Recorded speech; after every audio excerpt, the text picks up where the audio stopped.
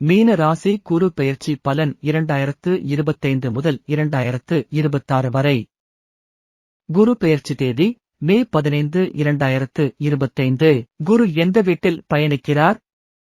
4ஆம் வீடு மிதுனம். பெயர்ச்சி காலம் மே 15, 2025 முதல் ஏப்ரல் 30, 2026 முடிய. பொது பலன்: குரு பகவான் 4ஆம் வீட்டில் இருப்பது உங்கள் குடும்ப வாழ்க்கை, சொத்து, மனநலம், உடல்நலம் ஆகியவற்றை மிகுந்த அளவில் பாதிக்கும். இது மிகச்சிறந்த ஒரு பெயர்ச்சி என்பதால் சொத்து சேர்க்கும் யோகம், குடும்பத்தில் மகிழ்ச்சி, புதிய வீடு, வாகனம், வாழ்க்கையில் முன்னேற்றம் போன்றவை கிடைக்கும். ஆரோக்கியம், உறவுகள் மற்றும் மனநிலை ஆகியவற்றிலும் வளர்ச்சி காணலாம். பொருளாதாரம்: பணவரவு அதிகரிக்கும், புதிய வருமான வாய்ப்புகள் கிடைக்கும். வீடு, நிலம், வாகனம் வாங்கும் நல்ல யோகம். சேமிப்பு அதிகரிக்கும், கடன் பிரச்சனைகள் குறையும். தொழில் மற்றும் வேலைவாய்ப்பில் உயர்வு. செலவுகள் கூடக்கூடும், திட்டமிட்டு செலவழிக்க வேண்டும். பழைய கடன்களை அடைக்க இந்த காலம் நல்லது.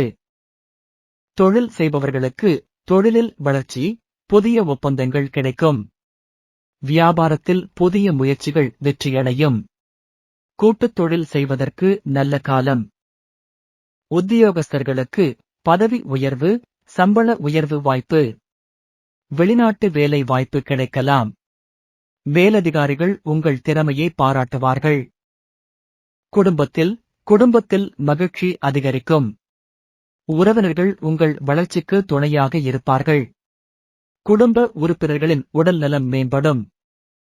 திருமணத்திற்காக எதிர்பார்ப்பவர்கள் திருமண பேச்சுகள் வெற்றியடையும்.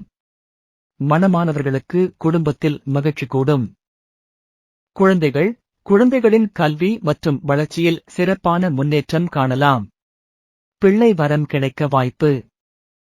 மாணவர்களுக்கு படிப்பில் சிறந்த முன்னேற்றம் காணலாம்.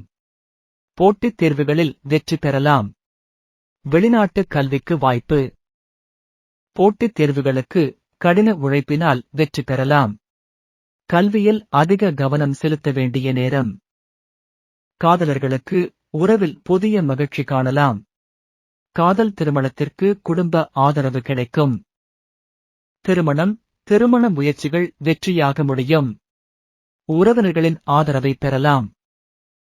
பரிகாரம்: வியாழக்கிழமைகளில் கோவிலுக்கு சென்று வழிபடுங்கள். ஓம் பிரஹஸ்பதியே நம மந்திரத்தை தினமும் 108 முறை ஜெபிக்கலாம். பசுமாட்டிற்கு உணவளிக்கலாம். தியானம் செய்யுங்கள், மன அமைதி கிடைக்கும்.